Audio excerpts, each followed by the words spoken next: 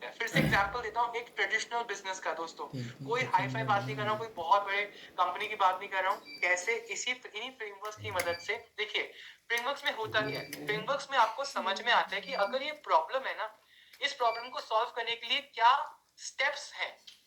ऐसा नहीं कि मतलब फ्रेमवर्क में आपके क्वेश्चन का आंसर लिखा होता है, नहीं, कोई फ्रेमवर्क के अंदर आपको इस प्रॉब्लम को सॉल्व करने के लिए सही क्वेश्चनिंग टेक्निक होती है।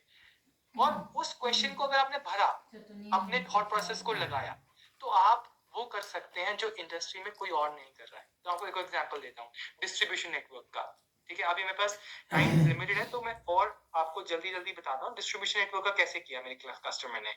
सो मेरे कस्टमर है जिनकी एक रिटेल शॉप है, और वो होलसेलर है। बेसिकली कुछ स्पेयर पार्ट्स होते हैं ऑटोमोबाइल्स के, जो किसी मैन्युफैक्चरर से लेते हैं और आगे अपने डिस्ट्रीब्यूशन नेटवर्क और रिटेलर नेटवर्क में दे रहे हैं। अब उनको प्रॉब्लम क्या है, प्रॉब्लम ये आई कि सेम मैन्युफैक्चरर और भी बहुत सारे होलसेलर को माल सप्लाई करने लग गया उनके एरिया में। अब क्योंकि पहले एक होलसेलर था, अब बहुत सारे होलसेलर हो गए, तो जो उनका कस्टमर था वो बट गया।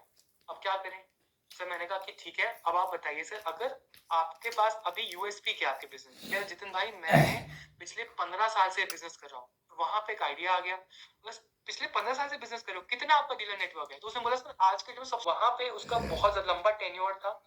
तो डिस्ट्रीब्यूशन, अगर आपका कमोडिटी प्रोडक्ट भी है, कमोडिटी प्रोडक्ट मतलब आप लोहा बेचते हो, राइस बेचते हो, दाल बेचते हो, तो भी आप एंट्री बैरियर क्रिएट कर सकते हो इन फ्रेमवर्क्स की मदद से, क्योंकि यहाँ पे 20 अलग अलग तरीके के यहाँ पे आपको एंट्री बैरियर सीखने को मिलते हैं।